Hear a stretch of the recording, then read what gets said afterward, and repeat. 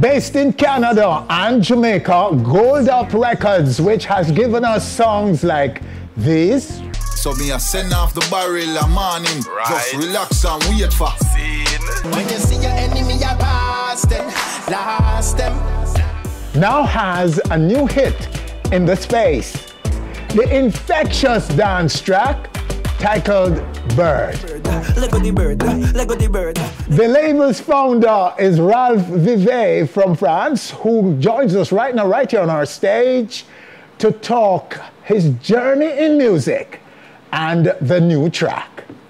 Ralph, sir, welcome, boss. Listen, welcome. Good to meet you. Greetings. Congratulations. It's a pleasure to be here. Thank you for having me, though. Oh, yeah. It's our pleasure, my brethren. So, talk the journey for us. Start with talking about how you got into the music in the first place and some of your earlier accomplishments. Okay, so I'm originally from France. I grew up in the countryside of France on top of the mountain, so it's very cold. And the reggae is obviously not our national music. Yes. I grew up listening to 90s French hip-hop. I grew up really listening to this type of music. Yes. And I remember around when I was 13, I heard my first reggae record was Sizzla Be Strong. And I instantly feel like something different with this music. I didn't know nothing about reggae except Bob Marley. Okay. Right? So when I heard that song, I felt something different, even though I didn't know what they were saying in the song, what Sizzla was saying in the song. I felt a different vibe, a different energy that I was not used to. Interesting. Yes. So I was in my bedroom listening to that song, and then I did my research on my side and just show it to some friends and play it for them. And I see them started to like it too. And that's why I became a DJ. So playing in a small bar in Tignes, where I'm from.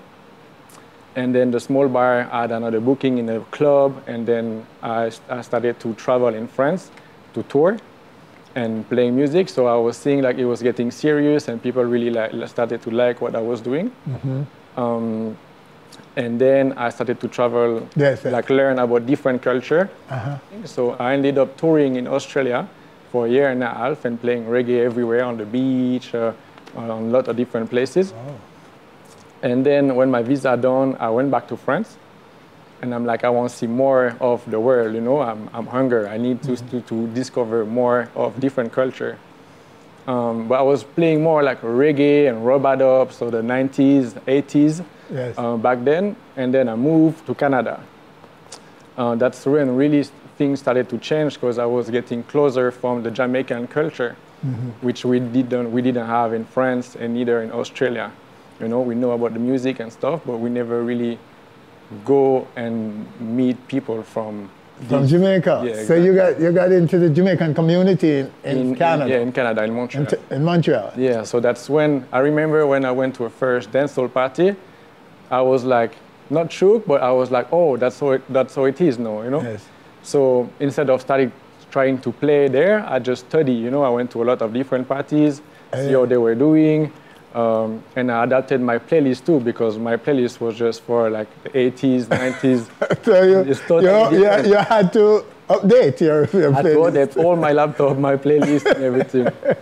But you get a first-hand look and feel of the Jamaican vibe in Montreal. And I was like, oh, that's what I'm looking for, you know? I was looking for this type of party and stuff and being closer to the culture. How did that change what you were playing, and how did you make that transition now into producing? I was into Soundclash and dubplate too. Okay. You know, so I was voicing those and naturally. So, and that's when also when I moved to Canada, I went to my first Soundclash as like live, you know? Yes. So I'm like, that's it, that's what I want to do. So that's really how I started to go back and forth in Jamaica, come here, voice dubplate, and come back and go do some Soundclash there. I used to kill some too, but that's really when I remember. So I was like, that's really when I was thinking, like, I really love the Soundclash culture, but it's very hard to do that for a living, you know? Okay. So I was, and that's what that time I met my bro Zachariah. With him, we found Gold Up Music, and I was like, because he's making all the rhythm. And I had the contact and stuff, you know, so we really complete each other. And we were like, we should do something, there's something to do, you know. So I remember Ibamar was on tour in Canada, and we just linked him, and then we started to work on a project together, and that's how really the label started. Oh. So no, the idea was like, I know the music was in me, but I wanted to do more than just playing. So your first production was with Ibamar? Yeah, the first one was with Shensia called Belong With Me. And Ibamar is the first project that we work with Zachariah. So that we really become official at that record. For that. Oh, I see. Okay, and you went on to make many more hit records. So take us back to that first visit to Jamaica. The first visit, I think, was around 2017.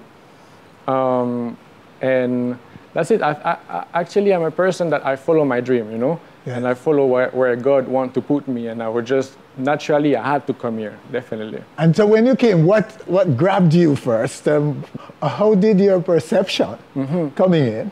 And the visuals that you might have gotten from videos and all that you had in your head about Jamaica, how did that match up to the reality now when you come? I felt I felt home. Like the first time I felt home, I'm like, like, you know, that's where it come from, and now I'm here.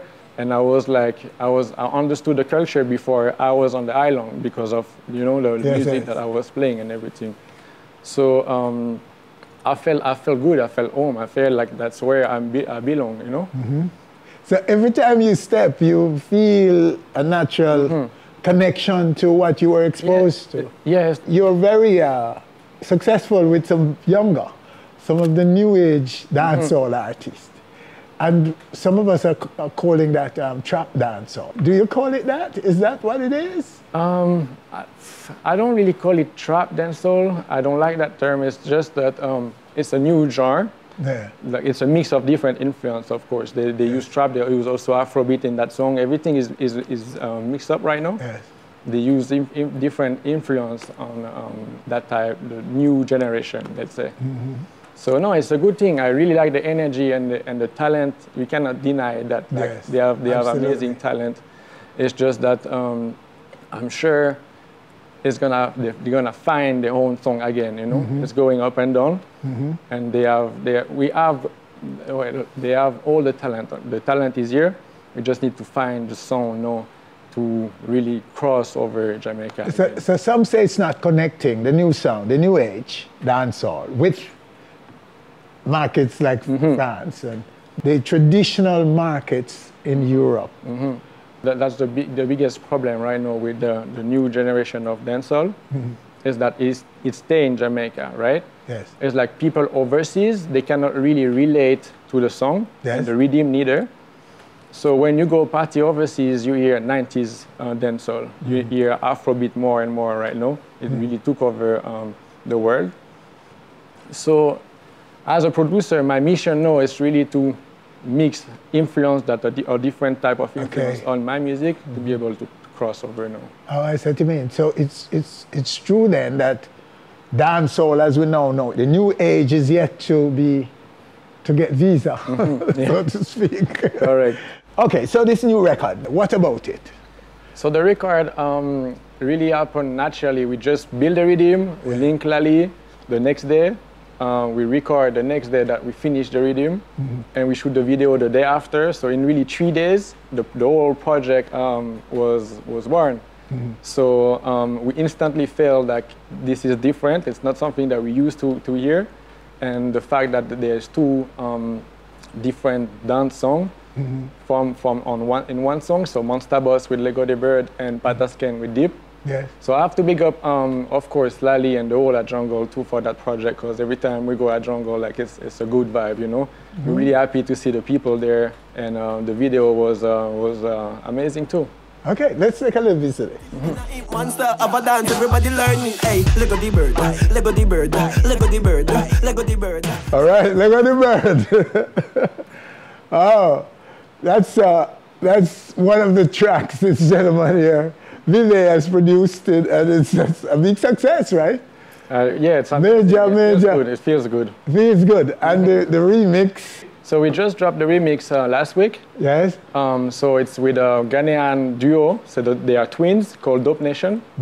And we have a big fan base in Ghana too. So nice. Our goals too, as I say, we want the music to travel as far as possible. Yes. You know, so it was just naturally that we put Dope Nation on that song that we used to work with too.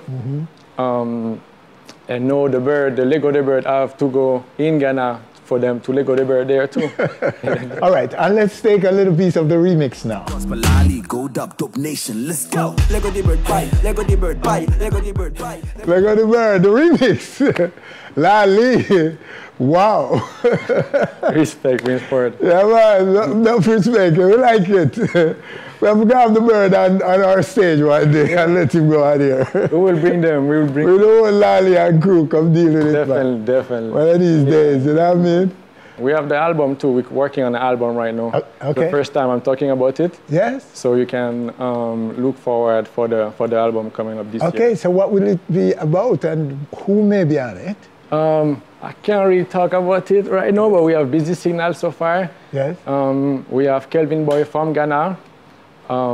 We have a lot of big names. I cannot tell the So it will be dancehall and Afrobeat? Yeah, so dancehall, Afrobeat, Dembo from Dominican Republic. Yeah. We also want, because all these genres, even reggaeton, is from dancehall. Yes. No, and we realized that they don't have enough collaboration within the whole country, probably because of the language or something.